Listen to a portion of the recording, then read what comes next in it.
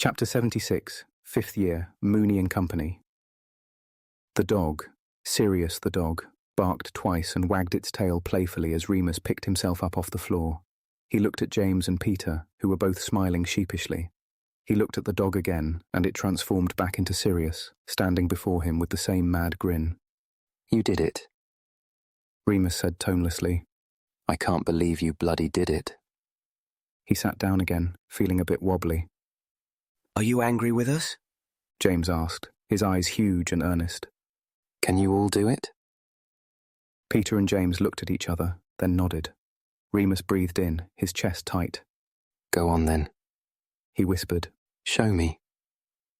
At once, James and Peter transformed into a huge, regal stag and a fat brown rat. James's antlers scraped the low ceiling of their room so that he had to bow his head slightly. Sirius laughed. "We couldn't choose what we turned into," he explained. "Otherwise, Peter probably would have picked something else." Oi, Peter said, transforming back. rats are highly intelligent creatures. I looked it up. "Shame you're not." Sirius replied. Not everyone wants to be a big slobbering mutt. James transformed back too and punched Sirius on the shoulder. "All right, Bambi, calm down. Sirius smirked, ruffling Peter's hair. Just having a laugh, aren't we, mate?" Peter smiled back. He did look pretty happy. All of them did. Remus was still speechless. He watched them all as if they were strangers. Had they really done this, some of the most difficult magic, which required skill, concentration, and, above all, patience, just for him? Remus, James asked, looking serious again. you are angry, aren't you? Remus frowned, then shook his head. No, not angry. He rubbed the back of his head, closing his eyes. I knew you'd do it anyway. I knew you'd try, at least. You never listened to me." We're sorry. James said, forlorn. Even Sirius had stopped bouncing about. "No, don't be sorry. Remus said quickly, opening his eyes. What you've done is amazing. You lot are amazing. I don't know what to say." He cursed himself for not being able to thank them properly, for feeling everything so strongly, but being unable to put any of it into words. What was the point of all that reading if it didn't give you the words when you needed them? He looked up again to find Sirius watching him. His smile was calmer now, and the light of understanding shone in his eyes. Remus's heart skipped a beat. "Thank you." He said quietly, just to Sirius. "Anything for our Moony." Sirius grinned again, and suddenly everything was back to normal, and the dorm room was just their dorm room, and these incredible people were just his friends. "Come on, Sirius said brightly, addressing all of them. let's go down for dinner. We've got a long night ahead of us." "Tonight?" Remus said, surprised. You want to try it tonight? Of course, he thought. This is why they chose the very last moment to reveal themselves. No time like the present. James smiled. You can't want to spend another night alone in that horrid shack when you don't have to, Remus. Peter said, earnestly. Remus thought about this as he followed the others down the many stairs and corridors to the great hall. He did not like being alone, right before the moon, or right after it. He assumed the wolf didn't like being alone either, judging by the pain it caused him, but he had always done it alone. It had never been a question before. He didn't speak at all through dinner, picking at his plate listlessly. Sirius nudged him every now and then, and Remus threw him a smile, but went back to playing with his roast potatoes. Remus, you're not eating, Marlene said, concerned. That's really not like you. He replied, putting his fork down. I don't feel well. I think I'll go to the hospital wing. Oh no, again. Marlene tilted her head in sympathy. You poor thing. Remus shrugged and got up to leave. The Marauders got up too and followed him out. How are you going to do it? He asked as he walked, not daring to look at any of them. Pete's small. He can get us in. James said eagerly. Then we'll use the cloak. It's a doddle to fit under. Now we can change. Okay. Remus nodded, working it out. Okay, if you can sneak in behind Pomfrey. She puts a locking charm on the door, otherwise. Great. Peter nodded enthusiastically. We'll do it, Remus. We will. Outside the hospital wing, he turned and looked at them all. It helped to be tall at times like this. You know I might kill you all. They looked back at him without wavering. Sirius straightened his back. You won't. Remus sighed. Okay, see you in an hour or so then. And with that, he entered the infirmary, without looking back. His heart was hammering in his chest, part excitement, part terror. It was dangerous. It was so dangerous that his head hurt. But he had told them no once before, and this was the result. He could only hope that they were quick enough and clever enough to escape if things went wrong. And if they couldn't escape, he hoped that at least one of them would be brave enough to do what was necessary to ensure the three of them survived, even if it meant he wouldn't. You'll be all right, dear, Madame Pomfrey asked, surveying him with worried eyes. I know the first night is a bad one. It's okay, really.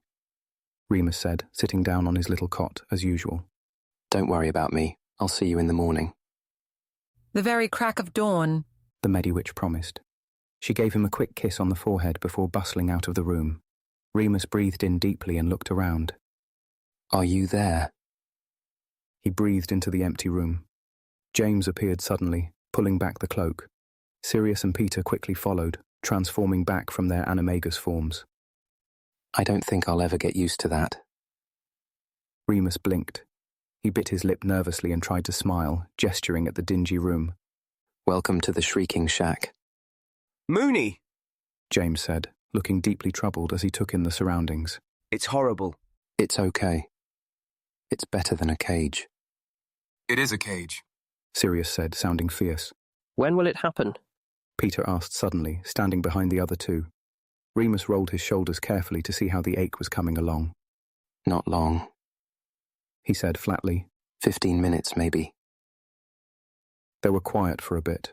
When Remus could feel his blood begin to boil and that telltale tingling in his muscles, he suddenly panicked. No one's ever seen it happen before, he said, staring at them all helplessly. I don't think. It's really, really ugly. It's okay, Remus, James said soothingly. We know what to expect. I might scream. I will scream. It's fine. Sirius promised.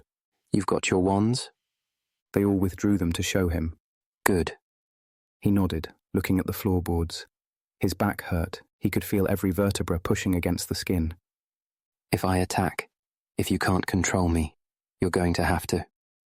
He faltered. It was starting. Change, he shouted, curling up on the bed, facing the wall. Quickly! His nerve endings caught fire, and the transformation began. It hurts, his mind babbled, like a whinging child. It hurts, it hurts, it hurts. He started to lose his mind in the agony, aware someone was screaming, until he wasn't Remus anymore, and the screaming was a long, dark howl of anguish. He finally rolled over, his body new and strong and powerful. He sniffed. He knew this place, his prison. He wanted to be free. He wanted to get out and run and hunt and kill. He was so hungry, so restless. He was about to howl again, run at the windows or scratch at the door. He sniffed the air. He was not alone. The wolf turned its eyes on the three animals locked in with it. It growled, jumped down from the bed. It snapped his jaws and stood tall, raising its tail to show dominance. The black one growled too, sniffing at the wolf. It stepped forward, and the wolf snarled, still unsure. The black one lay down at the wolf's feet. It rolled over and showed its belly. Friend. The wolf, knowing itself to be the leader now, stopped growling. He recognized the scent of them, knew they meant no harm. This was his pack, and he was no longer alone. Remus woke up choking and spluttering as he came back into his body.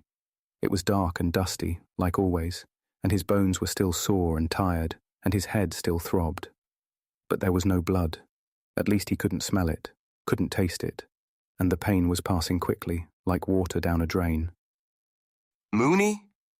Sirius's voice broke in, familiar and comforting. Here. Remus felt hot with shame as Sirius handed him a blanket to cover himself. Thanks, he croaked, wrapping it around himself. He squinted as his vision unblurred, the shapes of his three friends swimming slowly into view. Everyone okay? Fine. Sirius beamed. Better than fine. It worked, Moony. Here, come on. James reached down and helped Remus to his feet, then supported him back over to the little bed. Remus still felt weak, as usual, but that was all. No cuts, no scratches. He had not hurt himself at all.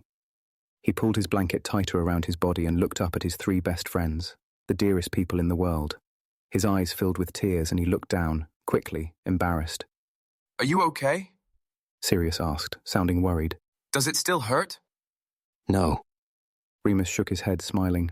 I'm just being silly. He wiped his eyes and looked at them again. James looked as regal and proud as ever, his glasses slightly askew, dark rings under his eyes, but smiling nonetheless. Peter was pink, flushed with excitement, and Sirius was utterly perfect, glowing as if he'd just been handed the Quidditch cup.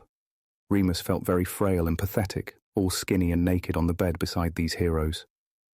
Was it bad? He asked nervously. The transformation?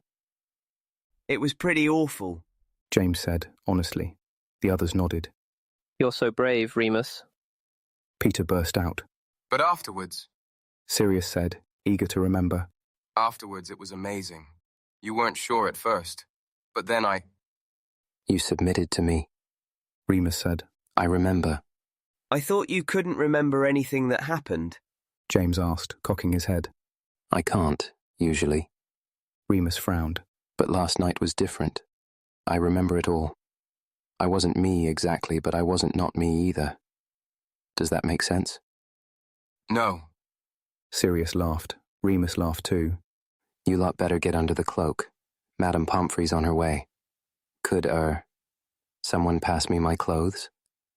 Sirius was the last to hide under the cloak. He was alive with joy and kept transforming back and forth, unable to stay still.